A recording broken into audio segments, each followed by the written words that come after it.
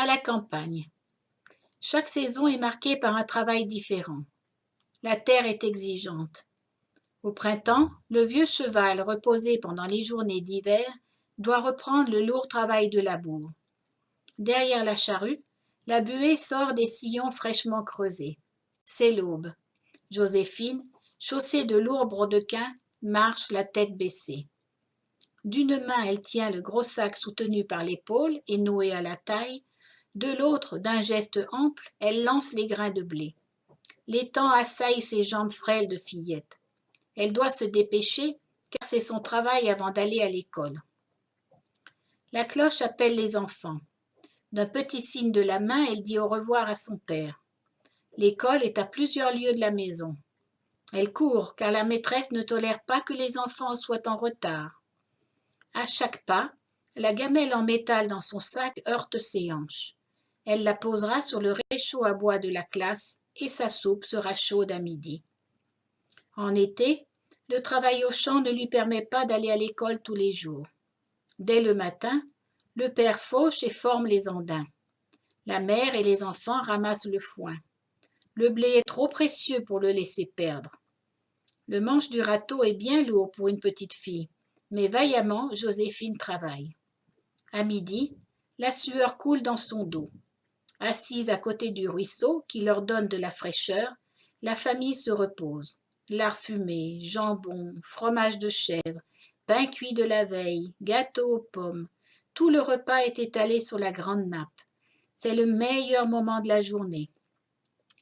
Mais le travail reprend vite, car les balles de foin doivent être entrées avant l'orage qui menace.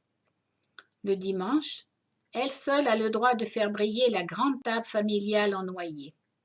Munie d'un vieux chiffon, elle fait pénétrer l'essence de térébenthine.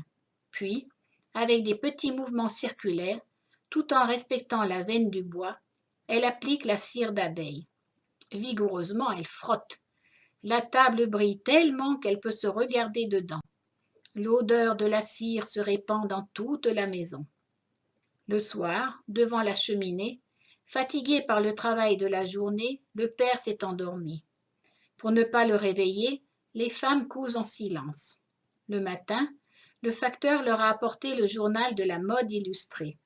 Des toilettes de promenade, des robes de bal ornées de dentelles, des corsages plissés, des chapeaux en feutrine, de belles illustrations qui donnent des idées aux cousettes de campagne.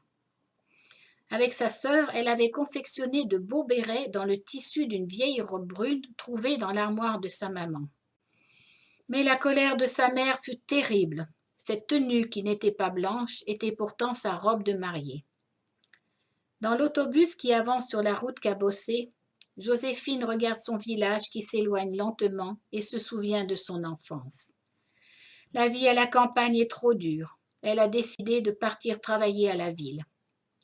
De son mariage, il ne lui reste qu'une petite fille qui, sur le pas de la porte, dit au revoir à sa maman.